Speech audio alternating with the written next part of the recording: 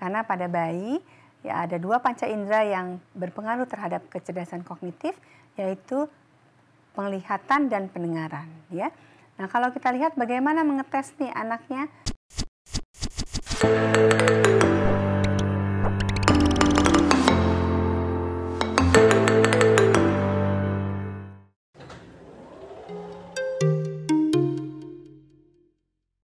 Stimulasi kognitif itu berkaitan dengan kecerdasan intelektual ya. Dan kalau kita lihat pada bayi juga kita bisa menilai kecerdasan kognitif tersebut. Karena pada bayi ya ada dua panca indera yang berpengaruh terhadap kecerdasan kognitif, yaitu penglihatan dan pendengaran ya. Nah, kalau kita lihat bagaimana mengetes nih anaknya atau bayinya pintar tidak sih ya. Biasanya pertama yang paling mudah kita perlihatkan benda ya di depan matanya. Kemudian kita jatuhkan. Ada bayi yang kelihatannya bengong aja ya, dia nggak tahu itu benda di mana. Ada bayi yang langsung melihat ke bawah. Nah, itu berarti kognitifnya baik ya. Lain lagi bermain cilukbak, itu salah satu stimulasi untuk ke arah kognitif. Karena dia mencari orang yang hilang dari pandangannya ya. Ada lagi yang sederhana, menaruh benda di bawah salah satu lap atau kertas ya.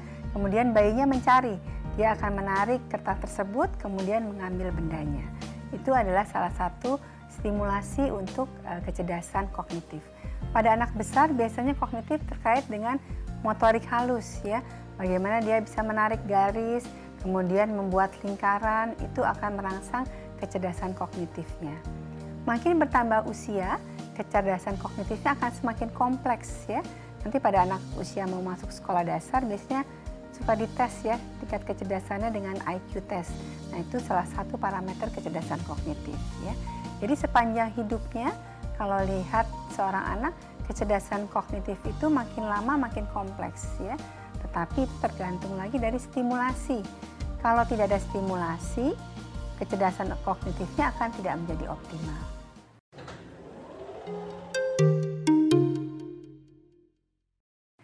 Emosi merupakan salah satu bagian dari perkembangan anak.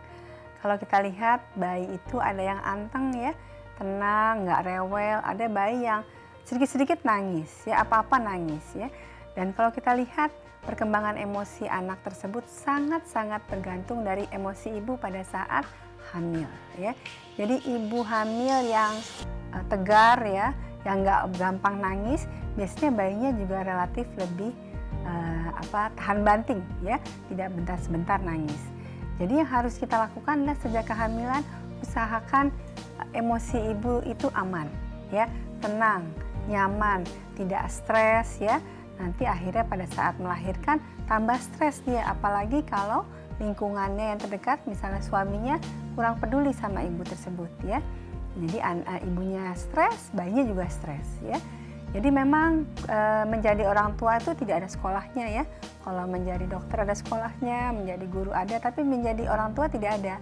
Jadi biasanya terutama untuk merangsang emosi itu harus trial error ya. Kita begini nih, bayinya berespon atau tidak ya. Bayi tahu nggak ibunya marah? Tahu. Dari apa? Nada suara aja ya.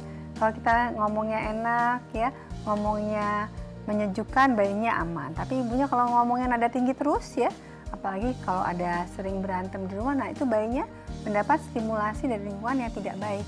Akhirnya emosinya juga akan terganggu. Inti stimulasi pada anak adalah harus dua arah. Harus ada orang yang memberikan stimulasi. Sekarang kan zaman now.